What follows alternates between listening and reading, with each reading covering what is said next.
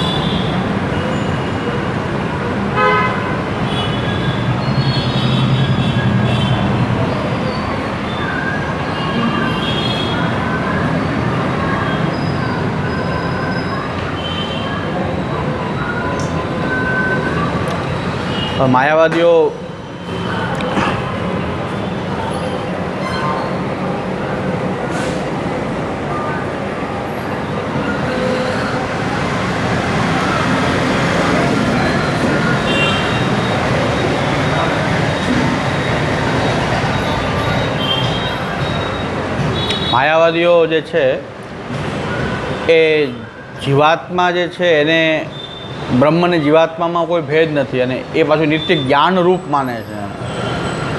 જીવાત્મા છે એ જ બ્રહ્મ છે અને એ નિત્ય જ્ઞાન રૂપ છે, એનું સ્વરૂપ જ જ્ઞાન છે. એટલે જ્ઞાન કોઈ પણ બાબતનું જ્ઞાન છે એ મેળવી શકાતું નથી, પ્રકટ કરી શકાતું નથી, એવો માયાવાદીઓનો અભિગમ છે. એટલે કે આ જ્ઞાન રૂપ જે છે પરમાત્મા જ છે, એટલે બ્રહ્મ જ છે. અને આપણે લૌકિક જે જ્ઞાન જે છે, જ્ઞાન મેળવવાથી આપણને જે જ્ઞાન મળે છે વગેરે, એના માટે માયાવાદીઓ એમ માને છે કે આ જ્ઞાનનું જો અવિદ્યામાં પ્રતિબિંબ પડે તો જીવ થઈ જાય. અવિદ્યાની અંદર જો જ્ઞાનનું પ્રતિબિંબ પડે જ્ઞાનાત્માનું, એ જીવ કહેવાય. અને બુદ્ધિમાં પ્રતિબિંબ પડે તો એ આ કાર્યરૂપ જ્ઞાન થઈ ગયું. એટલે આપણું જે કાર્યરૂપ જ્ઞાન કે મને આનું જ્ઞાન છે, મને આનું જ્ઞાન છે, મેં આ જ્ઞાન મેળવ્યું, પહેલાં નહોતું ને પછી પ્રકટ થયું, એ કાર્યરૂપ જ્ઞાન કહેવાય. અને એ કાર્યરૂપ જ્ઞાન જે છે એ બુદ્ધિમાં, એ જ્ઞાન આત્મા જે છે એનું પ્રતિબિંબ બુદ્ધિમાં પડે, એટલે એને આ કાર્યરૂપ જ્ઞાન કહેવાય. હકીકતમાં કાર્યરૂપ જ્ઞાન એ પ્રકટ તો કરી શકાતું નથી, પણ એનું પ્રતિબિંબ જ પડે છે. એવો માયાવાદીનો અભિગમ છે, એનું આપણે ખંડન કરીએ છીએ કે એક તો પહેલી તકલીફ એ છે કે અવિદ્યાનું સ્વરૂપ નિર્ધારણ ન થઈ શકે. કે અવિદ્યા જે છે એ લોકો એમ કે અનાદિ શાંત છે. એટલે એમાં પહેલી તકલીફ તો એ છે કે અવિદ્યા ક્યાંથી પ્રકટ થઈ એનું કોઈ કારણ નથી, પણ એ અંત આવી જાય છે એ નક્કી. અનાદિ શાંત છે અવિદ્યા. એટલે અવિદ્યાના સ્વરૂપ જ ને બરાબર ડિફાઇન કરી શકતા નથી માયાવાદી, કારણ કે આધાર બધો અવિદ્યા અને માયા ઉપર જ છે. એ માયાને અનિર્વચનીય કહે છે. અનિર્વચનીય એટલે એનું નિર્વચન થઈ શકે નહીં, એ શું છે કહી શકાય નહીં. હવે એ જેને કહેવાય એમ્બિગ્યુએટી કહેવાય, એમ્બિગ્યુઅસ છે. એટલે કે નિર્ધારણ થવું જ શક્ય નથી. તો પહેલાં તો અવિદ્યાનું સ્વરૂપ પર તમારી આખી ઇમારત ખડી છે, તમે એનું નિર્ધારણ બરાબર કરી શકતા નથી. હવે તમે એમ કહો છો કે અવિદ્યામાં પડે પ્રતિબિંબ, તો અશુદ્ધ પદાર્થમાં કોઈ પ્રતિબિંબ ના પડી શકે. અવિદ્યા તો અશુદ્ધ છે, શુદ્ધ નથી. શુદ્ધમાં પ્રતિબિંબ પડે, અશુદ્ધમાં કેમ પ્રતિબિંબ પડે? કાચ શુદ્ધ હોય તો પ્રતિબિંબ દેખાય, એ જો મેલો હોય તો પ્રતિબિંબ પડે જ નહીં. તો હવે તમે કાં અવિદ્યાને શુદ્ધ માનવી પડશે તમારે ત્યાં. તો અવિદ્યા તો એ લોકો મલિન માને છે, અવિદ્યા પાછી મલિન માને છે. તો મલિનમાં બધું પ્રતિબિંબ ના પડી શકે. તમે તો જીવાત્મા છે એ જ્ઞાનનું પ્રતિબિંબ છે, અને બીજું જે કાર્યરૂપ જ્ઞાન છે એ બુદ્ધિમાં પડતું પ્રતિબિંબ છે.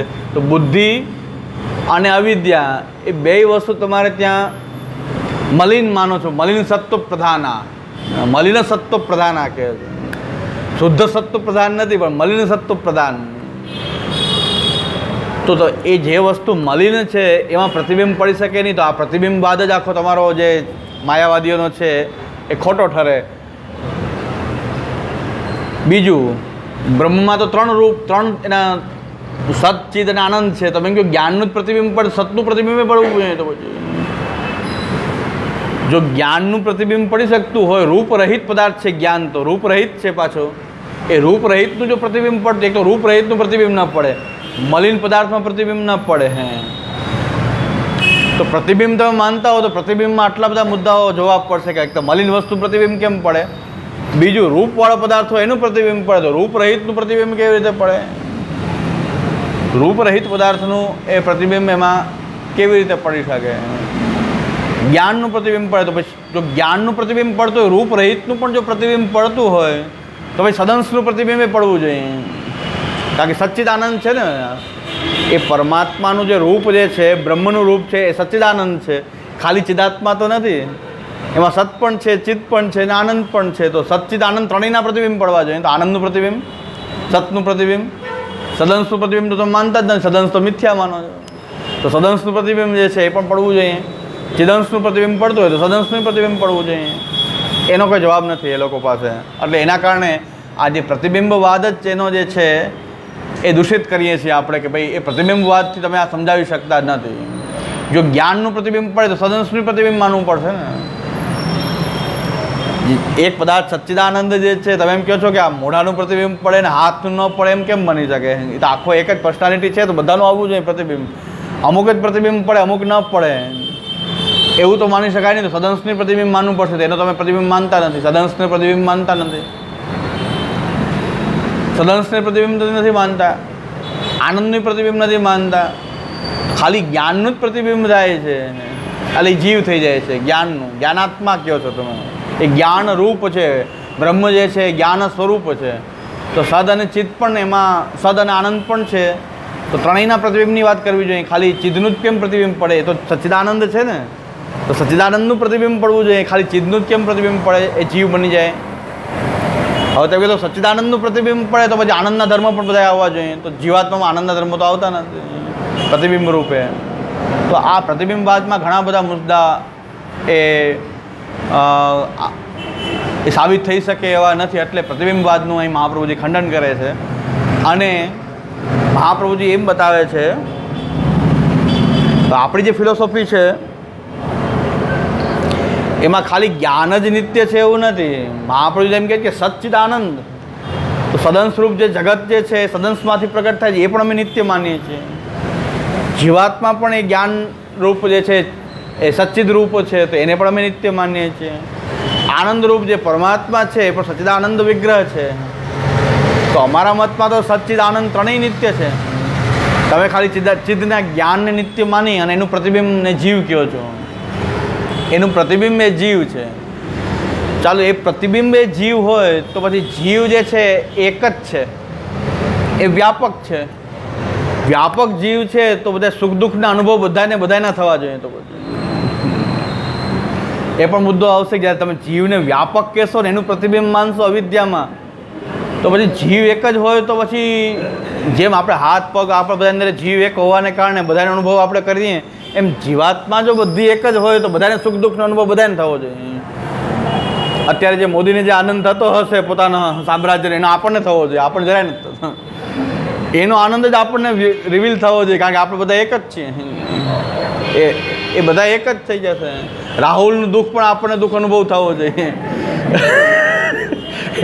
એનું જે મહાન દુઃખ છે એ પણ આપણને અનુભૂત થવું જોઈએ. એ પણ આપણે એને કેટલું દુઃખ થતું છે આપણને ખબર નથી, ઓલાને કેટલું સુખ થાય છે એ આપણને ખબર નથી. હવે જીવાત્મા જો એક જ હોય તો પછી આ બધાનો સંબંધ બધા સાથે એક સાથે હોવો જોઈએ. તો પણ તમારો આ જીવને વ્યાપક માનવાનો જે ધર્મ જે છે તે પણ બંધ બેસતી વાત નથી. એટલે માયાવાદીઓના દરેક મતની અંદર આપણે દોષ બતાવી રહ્યા છે કે આના કારણે અમારો શુદ્ધાદ્વૈત બ્રહ્મવાદ કે જેમાં અંશી અને અંશ જે છે એનું તાદાત્મ્ય પણ છે, અંશ પાછો છૂટો પડે છે, પણ એની બ્રહ્માત્મકતા કાંઈ ખંડિત નથી થતી. એ આપણો જે વાદ જે છે એ એકદમ પ્રેક્ટિકલ, બધાને સમજાય એવો અને શ્રૌત સિદ્ધાંત છે. આ શ્રૌત સિદ્ધાંત છે. વેદ પણ આ રીતે જ સમજાવી રહ્યા છે જે વાત આપણે કહી રહ્યા છીએ. માયાવાદ જે છે એમાં આટલા બધા દોષ ઉત્પન્ન થશે. જો જીવને વ્યાપક માનશું તો સુખ દુઃખાદીનો અનુભવ બધાને થવો જોઈએ, એકબીજાના અનુભવ બધાને થવા જોઈએ. હવે તમે કહેશો કે નહીં, અંતઃકરણ જુદા જુદા છે, જીવાત્મા એક છે, એટલે અંતઃકરણમાં અનુભવ થાય છે, બધાને અલગ અલગ થાય છે, પણ એનું કનેક્શન તો જીવાત્મા સાથે છે ને. અંતઃકરણનું કનેક્શન તો જીવાત્મા એક જ છે. તો પાછું અંતઃકરણની સાથે પણ અલગ અલગ અંતઃકરણ છે, અમે અલગ અલગ અનુભવ થાય એમ તમે કહી શકો નહીં.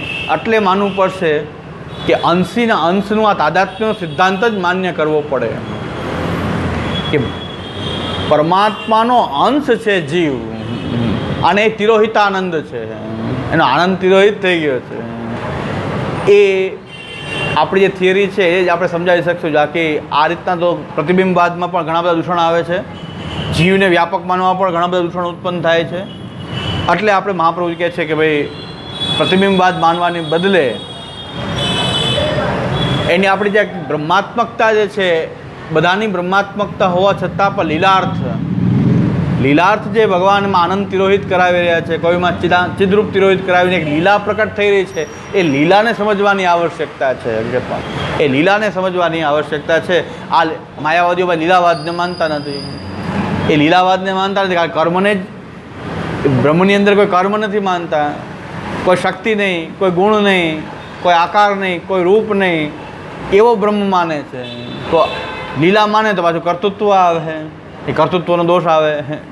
એટલે એ લોકો લીલાવાદને માનતા નથી. પણ મહાપ્રભુ કહે છે આનું સમાધાન લીલાવાદથી જ છે, બીજા કોઈથી નથી. કે બ્રહ્મ જે છે એ અનેક સામર્થ્યયુક્ત છે. એ સામર્થ્યયુક્ત પાછું બ્રહ્મ નથી. એ લોકોને ત્યાં ઈશ્વર છે, એને બ્રહ્મમાં સામર્થ્ય માનવામાં તૈયાર નથી, બ્રહ્મના અંદર સામર્થ્ય માનવા તૈયાર નથી. આપણે કહીએ છીએ શું કામ એનું અનંત સામર્થ્ય છે, એનું તો આ સૃષ્ટિ એનું રૂપ છે કે એના સામર્થ્યને કારણે આ સૃષ્ટિ પ્રકટ થઈ રહી છે. એમાં એવું સામર્થ્ય છે સૃષ્ટિને પ્રકટ કરવાનું, સ્થિત કરવાનું, લય કરવાનું, બધું સામર્થ્ય જે બ્રહ્મની અંદર છે એવો આપણો બ્રહ્મ છે. આપણે ત્યાં બ્રહ્મ, પરમાત્મા, ભગવાન, ઈશ્વર અલગ અલગ કોટી નથી, એક જ ના અલગ અલગ પાસા છે. એ અલગ અલગ નથી ભાઈ. કે માયાવાદીઓને ત્યાં પરમાત્મા કેવું ખોટી વાત છે, કારણ કે અહીંયા આત્મા જ છે. પરમ કહેવાથી તો બે થશે પાછું. જીવાત્મા અને પરમાત્મા અલગ હોય તો પરમાત્મા થાય, બે થઈ જાય તો અદ્વૈત પાછું ખંડિત થઈ જાય. અદ્વૈતને ખંડિત નથી થવા દેવું, હા, કોઈ ધર્મ આવવા નથી દેવા, કોઈ આકાર નથી આવવા દેવા, કોઈ રૂપ નથી આવવા દેવું, કોઈ લીલા નથી આવવા દેવું, કોઈ કર્તૃત્વ નથી આવવા દેવું. એવો બ્રહ્મ સિદ્ધ કરવો છે. આ માયાવાદીઓની રીત છે કે બ્રહ્મને કેવો બતાવવો છે કે જે એ કરતા નથી, કોઈ ભોગતા નથી, કોઈ સામર્થ્ય નથી, કોઈ શક્તિ નથી, કોઈ ગુણ નથી, કોઈ આકાર નથી. તો કેવો છે? બસ કેવો છે એ બ્રહ્મ એ કાંઈ કહી શકાય નહીં. એ તો જે બ્રહ્મજ્ઞાની એ જ અનુભવ કરે, બાકી કોઈ એનું વર્ણન જ ન થઈ શકે એવો બ્રહ્મ છે. વાણીથી એને વર્ણન પણ ના કરી શકાય, એનું વાણીથી એવો બ્રહ્મ છે. અને બ્રહ્મ સિવાયનું બધું જ મિથ્યા છે. તો પછી આવશે વેદ, તો વેદ પણ મિથ્યા. વેદથી જ સિદ્ધ થશે બ્રહ્મ, અને પછી બ્રહ્મ જ્ઞાન થઈ ગયા પછી તો વેદ એ મિથ્યા. આ આખી જે માયાવાદીઓની આખું ભવન છે માયાવાદીઓનું, એ આ રીતે ઊભેલું ભવન છે. એનો પાયો એકદમ એવો છે કે તમે સિદ્ધ કરો છો વેદથી, વેદ સિવાય તમે બ્રહ્મને સિદ્ધ કરી શકો જ નહીં. એ તો એ પણ માને છે, માયાવાદી પણ માને છે. પણ વેદથી સિદ્ધ કરીને છેલ્લે એમ કહેવું પડશે કે વેદ પણ મિથ્યા છે. વેદ પણ મિથ્યા છે, એનો સ્ટેન્ડ તો એ જ છે કે વેદ પણ મિથ્યા છે. તો ઘણા બધા પ્રશ્નો ઉપસ્થિત થશે કે વેદ મિથ્યા છે, તો ગુરુ વેદનો તો બોધ કરીને સમજાવે છે કે તું બ્રહ્મ છો, તત્વમસી. તો તત્વમસી કહે છે કે તું બ્રહ્મ છો, તો પછી એ કેનાર ગુરુ અને શિષ્ય એ પણ મિથ્યા થઈ ગયા ને. ગુરુ શિષ્યને કહે છે તત્વમસી, તો પછી ગુરુ અને શિષ્ય તો બે થયા, બે તો છે નહીં, તો બે મિથ્યા થઈ ગયા ને. તો ગુરુ અને શિષ્ય મિથ્યા છે ને. તો છે શું? કાંઈ નહીં, ખબર જ ન પડે શું છે. એવી ફિલોસોફી એ માયાવાદીઓની શાંકર ફિલોસોફી છે. આ શાંકર વેદાંત કે શું એ તો બસ બસ જે છે બસ કાંઈ કહી શકાય જ નહીં. એ તો વાત છે કે કહી શકાતું જ નથી. કે તમે ગુરુ અને શિષ્ય, ગુરુ બ્રહ્મજ્ઞાની છે અને એ બ્રહ્મજ્ઞાની તત્વમસીનો બોધ કરે ત્યારે શિષ્યને બોધ થાય કે બ્રહ્મજ્ઞાન થઈ જાય. તો બ્રહ્મજ્ઞાન થઈ ગયા પછી ગુરુ શિષ્યનો તો આ સામે જ આ ભેદ ઊભો જ છે ને. તો ગુરુ શિષ્ય તો બે ઊભા જ છે, તો બે મિથ્યા થઈ ગયા ને. તો ગુરુ પણ મિથ્યા, શિષ્ય પણ મિથ્યા, અને મિથ્યા ગુરુએ બોધ કર્યો તત્વમસીનો, તો એનાથી બ્રહ્મજ્ઞાન થઈ ગયું. એટલે આ મગજ આપણું શાંકર ફિલોસોફી જે છે વાસ્તવિક ધરાતલ ઉપર ઊભેલી ફિલોસોફી નથી લાગતી. એમ વાસ્તવિક ધરાતલ ઉપર નથી ઊભી. હા, કારણ કે વેદને પણ એ ટેમ્પરરી જ માની રહ્યા છે ને, વેદને પણ મિથ્યા માની રહ્યા છે.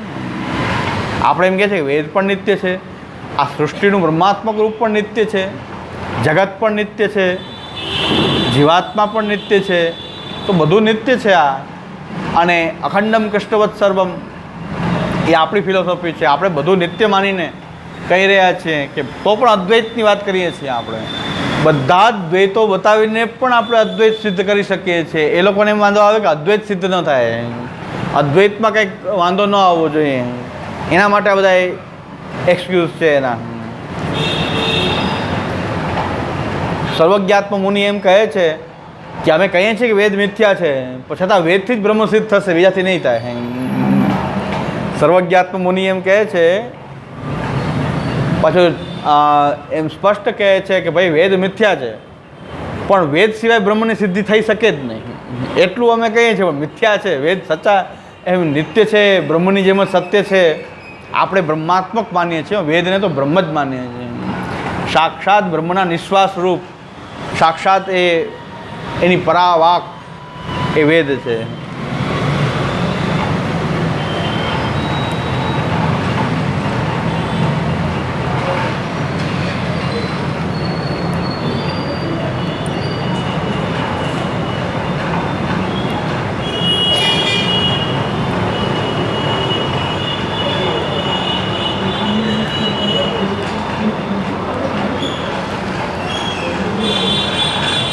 તો સર્વજ્ઞાત્મ મુનિ એમ કહે છે કે તમે વેદથી બધું સિદ્ધ કરીને છેલ્લે વેદને મિથ્યા કહો, તો એના માટે શું કહે છે સર્વજ્ઞાત્મ મુનિ? એ લોકોના શાંકરના મહાન વિદ્વાન, પોતે શંકરાચાર્ય, શૃંગેરી મઠના એ શંકરાચાર્ય, તો એમ કહે છે, લગભગ 900 થી 1000 વર્ષ પહેલાં થયેલા છે સર્વજ્ઞાત્મ મુનિ. એ એમ કહે છે કે વેદની અંદર એમ લખેલું છે કે માણસનો જ્યારે અંતિમ સમય હોય ત્યારે સૂર્યમાં એને કાણું દેખાય, હોલ દેખાય. સૂર્યમાં હોલ દેખાય સમજવું કે મૃત્યુ નિશ્ચિત છે, થોડા ટાઈમમાં મૃત્યુ નિશ્ચિત છે. એવું કંઈક વેદનું વચન પણ ટાંકે છે. સૂર્યમાં કાણું હોતું નથી હો, વ્યક્તિને દેખાય છે, અને એના કારણે ફલ શું થાય કે થોડા ટાઈમમાં મૃત્યુ નિશ્ચિત છે.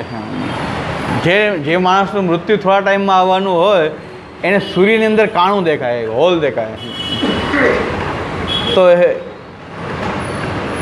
સૂર્યમાં હોલ દેખાય પણ સૂર્યમાં છે તો નહીં. તો સર્વજ્ઞાત્મ મુનિ એમ સિદ્ધ કરે છે કે વેદ મિથ્યા છે, બ્રહ્મ સત્ય છે. તો મિથ્યા વસ્તુથી સત્યનું પ્રતિપાદન થઈ શકે કે ન થઈ શકે? તો થઈ શકે. કેવી રીતે થઈ શકે?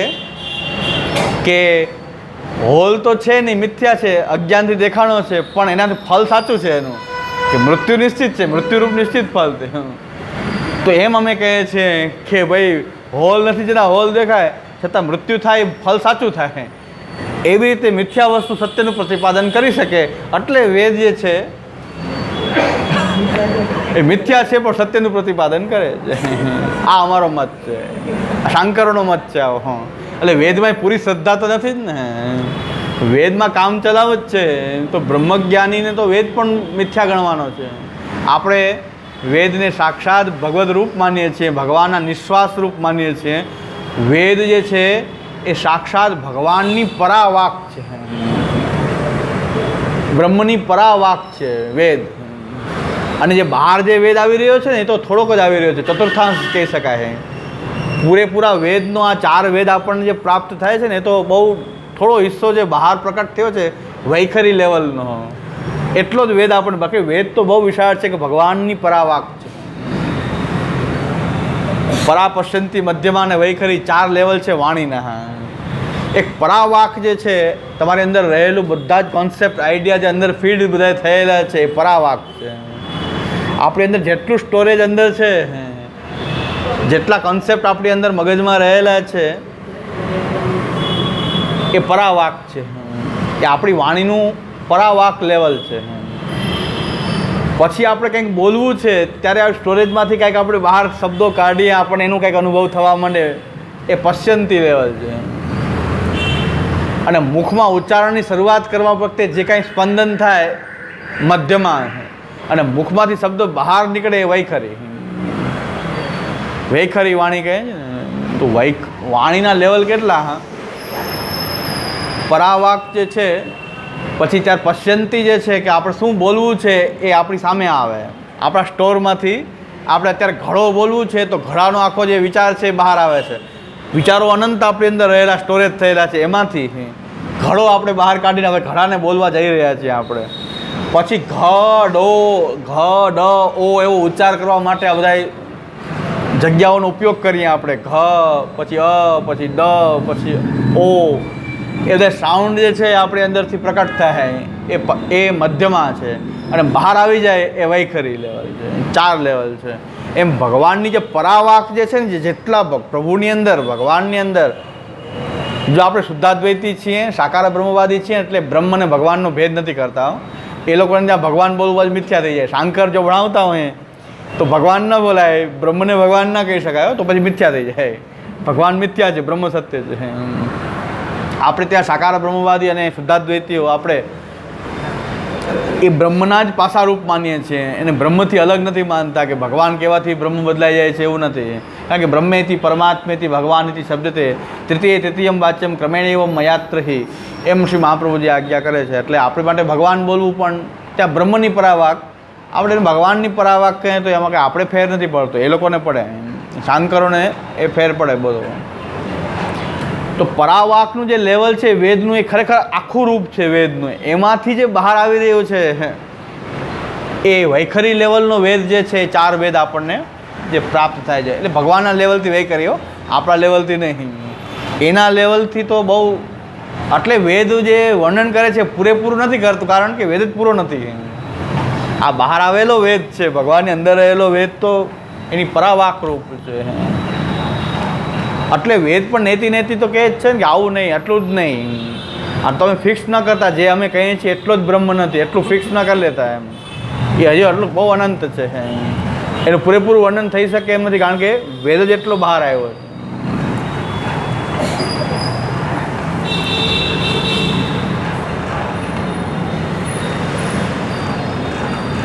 એટલે જ્ઞાન જે છે,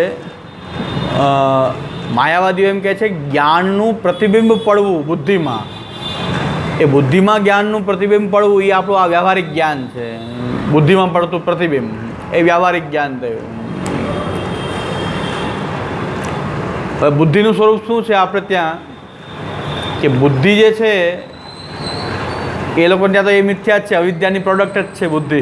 આપણે ત્યાં અવિદ્યાની પ્રોડક્ટ નથી, કારણ કે કારણ રૂપમાં પણ આપણે ત્યાં મન બુદ્ધિ અહંકાર ચિત્ત વગેરે કારણ રૂપમાં બુદ્ધિ છે. એક સ્વરૂપ કોટી હોય, કારણ કોટી અને કાર્ય કોટી, આ ત્રણેય હવે બધી કારિકામાં ત્રણેય ધ્યાનમાં રાખશો તો સમજાશે. એક સ્વરૂપ કોટી છે, હવે બધી કારિકા જેટલી છે શ્લોકો, એમાં આપણને કયા એંગલથી કહેવામાં આવ્યું છે, એટલે પહેલાં હું સ્પષ્ટતા કરી દઉં એટલે ખબર પડશે કે કયા એંગલથી વાત થઈ રહી છે. 144 સુધી આપણું અત્યારે જોઈએ તો આપણે આ 3 વસ્તુ ધ્યાનમાં રાખવી પડશે: સ્વરૂપ કોટી, કારણ કોટી અને કાર્ય કોટી.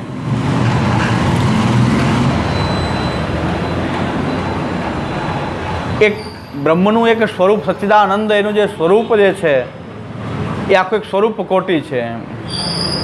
કે હજી કોઈ સૃષ્ટિ પ્રકટ કરતાં પહેલાં, હજી સૃષ્ટિ પ્રકટ કરવાનું વિચાર, બધી સૃષ્ટિ અંદર જ ભગવાનની અંદર જ રહેલી છે, એવી જ અવસ્થા છે ભગવાનની. સૃષ્ટિ નથી એવું નહીં, સૃષ્ટિ અંદર રહેલી છે. સૃષ્ટિ બધી અંદર જ રહેલી છે. સૃષ્ટિ પ્રકટ કરવાના જેટલા વિચારો જે છે એ તો એના પરાવાક રૂપે એની અંદર રહેલા છે. એ સમયે જેટલી પણ સૃષ્ટિના પદાર્થો છે બધા જ બ્રહ્મની અંદર તો છે. સૃષ્ટિના જેટલા પણ પદાર્થો, આપણા જેટલા મોડેલ આપણે અત્યારે દેખાઈએ છીએ ને, આ બધા મોડેલ પણ એ સ્વરૂપ કોટીમાં રહેલા છે. આ બધાએ, આપણા બધાએ એ સ્વરૂપ કોટીમાં આપણી સ્થિતિ પણ છે. કારણ કે બ્રહ્મ એટલા પ્રકટ કરી રહ્યો છે તો ક્યાં એની સ્વરૂપ કોટીમાં તો બધું જ માનવું પડશે. બધાની સ્થિતિ સ્વરૂપ કોટીમાં તો માનવી જ પડશે, કારણ કે એમાંથી જ બધું બહાર આવી રહ્યું છે. તો એમાંથી જ બહાર આવી રહ્યું છે તો એની અંદર તો એ બધું જ આપણે માનવું પડશે. તો એ સ્વરૂપ કોટી છે. સ્વરૂપ કોટીની અંદર બધા કાર્યરૂપો પણ ત્યાં સ્વરૂપ કોટીમાં તો એ નિત્યતાના રૂપમાં એ નિત્ય છે, ત્યાં નિત્યના રૂપમાં રહેલા છે.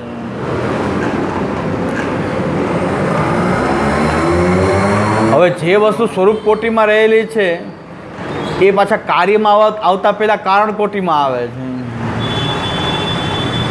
હવે સૃષ્ટિ પ્રકટ કરતી પહેલાં જે સૃષ્ટિને પ્રકટ કરનારા મૂળભૂત તત્વો પ્રકટ થાય 28 તત્વો, એ કારણ કોટી થઈ ગઈ. હવે કારણ કે હવે સૃષ્ટિ પ્રકટ કરવા માટેની પહેલાંની જે સ્થિતિ એ કારણ કોટી થઈ.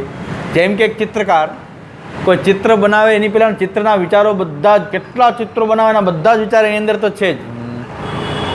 હવે જ્યારે ચિત્ર બનાવવાની શરૂઆત કરે, કોઈ ચિત્ર એક ચિત્ર બનાવવાની શરૂઆત કરે ત્યારે પીંછીને આ બધું તૈયારી કરે, પીંછીને બ્રશ ને કલર ને, એ કારણ કોટી થઈ. એની અંદર સ્વરૂપ કોટી છે. બધા જ ચિત્રોના વિચાર તો એની અંદર જ છે, એમાંથી જ બહાર આવશે ને. ચિત્રકારના અંદર બધા ભરેલા વિચારો જ બહાર આવવાના છે. પણ કોઈ એક સ્પેસિફિક ચિત્ર બનાવવા માટેની તૈયારી કરે અને કેનવાસ ને પીંછી ને કાગળ ને બધું રાખે તો હવે એ તૈયારી શું થઈ ગઈ? કોઈ એક ચિત્રને પ્રકટ કરવા, કાર્યને પ્રકટ કરવા માટે કે કારણો પ્રકટ કર્યા, એ બધા કારણો પ્રકટ થયા અને એમાંથી હવે એક ચિત્ર પ્રકટ થશે. એટલે સૃષ્ટિ જે છે ભગવાનની અંદર અનંત સૃષ્ટિના મોડલ છે, એમાંથી એક સૃષ્ટિનું મોડલ પ્રકટ થયું. કે આટલી સૃષ્ટિ એટલો જ ભગવાન નહીં, ભગવાન પાસે તો ઘણા મોડલ છે સૃષ્ટિના અનેક મોડલ છે, એમાંથી એક મોડલ માટે કંઈક આ રીતે ભગવાને પ્રકટ કરી. તો સૃષ્ટિને પ્રકટ કરતાં પહેલાં જે તત્વાત્મક રૂપ પ્રકટ થાય છે એ કારણ કોટી છે. અને કારણ કોટીમાં પણ બધા કાર્યોની સ્થિતિ તો માનવી જ પડશે. સત્કાર્યવાદ છે એટલે આ સત્કાર્યવાદ છે. સત્કાર્યવાદ એટલે કારણ જે છે એમાંથી કાર્ય પ્રકટ થાય છે. સત છે, સતનો અર્થ કે નાશ ન થાય, એ નાશ ન થાય. સચેત ન બાધ્યેત અસચેત ન પ્રત્યેત, જે શાંકરનો સિદ્ધાંત છે કે સચેત ન બાધ્યેત, સદ વસ્તુ ક્યારે કહેવાશે કે જેનો ક્યારેય બાદ ન થાય. તો જેટલા કાર્યરૂપ પ્રકટ થાય છે એ સત્કાર્યવાદને આપણે જો માનતા હોઈએ તો એની સ્થિતિ પણ તમારે કારણરૂપની અંદર નિત્ય માનવી પડે. કારણરૂપમાં બધા જ માટીની અંદર ઘડા બનવાનું જે સામર્થ્યના રૂપમાં ઘડો પણ ત્યાં માટીમાં રહેલો જ છે. માટીમાં જો ઘડો ન હોય તો બહાર આવી શકે નહીં. જેમ કે આપણી અંદર રહેલા સામાન્ય ડીએનએ અને કોષ જે છે એમાંથી બધું જ આખું શરીર પ્રકટ થવાનું જે સામર્થ્ય એની અંદર રહેલું છે તો જ આખું શરીર પ્રકટ થાય, નકર ન થાય. તો કારણની અંદર કાર્યની સ્થિતિ તો માનવી જ પડશે, એટલે સત્કાર્યવાદ થયો. કારણ પણ સત્ય છે, કાર્ય પણ સત્ય છે, સત્કાર્યવાદ છે. ફક્ત એની અભિવ્યક્તિ થવી બહાર અને પાછી એની તિરોહિત, તો એ એંગલથી જોશું તો દરેક વસ્તુનો આવિર્ભાવ અને તિરોભાવ જ છે. ઉત્પત્તિ નાશ તો કોઈ વસ્તુની છે જ નહીં. આ એંગલથી જોવામાં આવે ને સ્વરૂપ, કારણ અને કાર્ય, આમ જોઈએ તો કાર્ય ક્યાં રહેલું છે? કારણના રૂપમાં રહેલું છે. ઘડાને ફોડી નાખશો તો માટી રૂપ થઈ જશે, પછી માટીમાં પાછો ઘડો પ્રકટ થઈ જશે. તો આ કાર્ય ઘડો કાંઈ નાશ તો ન થયો ને, કારણમાં તો છે, કારણ રૂપમાં તે ઘડો એ રહેલો છે, પાછું એમાંથી એ પ્રકટ થઈ જાય છે. તો આ એંગલથી શું થયું? આવિર્ભાવને તિરોભાવ જ થયો ને. ઘડાનો આવિર્ભાવ ને ઘડાનો તિરોભાવ જ થયો. આ આપણી આખી ફિલોસોફી છે, આપણી આખી સાકાર બ્રહ્મવાદ, મહાપ્રભુજીનું આખું દર્શન આના ઉપર ઊભું છે. સ્વરૂપ કોટી, કારણ કોટી અને કાર્ય કોટી. આ સમજી ગયા તો આપણે બાકીની બધી કારિકા સમજાય કે ઉત્પત્તિ નાશ કહેવામાં આવે છે ક્યાં એંગલથી કહેવાય છે? આપણા એંગલથી. આપણને આ સ્વરૂપ અને કારણ કોટીનો ખ્યાલ ન હોય એને ખબર પડે કે ઉત્પત્તિ નાશ, ઘડો ઉત્પત્તિ ઘડો નાશ થયો. એને કારણ કોટીનો ખ્યાલ નથી. એ વ્યક્તિ આમ બોલશે એ ઉત્પન્ન નાશ, તો એને સમજાવવા માટે આપણે કહેશું ઉત્પન્ન થયું, નાશ થયું. જેવો સામે વ્યક્તિ છે એ રીતે આપણે સમજાવશું. પણ હકીકતમાં તો આપણી ફિલોસોફીની દ્રષ્ટિએ જોઈએ તો ઉત્પત્તિ નાશ પણ હકીકતમાં આવિર્ભાવ તિરોભાવ જ છે. આ તો આપણે વ્યવહારની અંદર બોલવાનો પ્રયોગ આવો કરીએ છીએ કે ઉત્પન્ન થયું ને નાશ થયું, તો આપણને ખબર છે કારણ કોટીમાં તો બધું રહેલું છે. કાર્ય બધા કારણમાં રહેલા છે, એ કારણમાંથી એનો આવિર્ભાવ થઈ જાય છે. પાછું એ કાર્યનો તિરોભાવ થવાથી પાછું કારણ તો રહે જ જાય છે.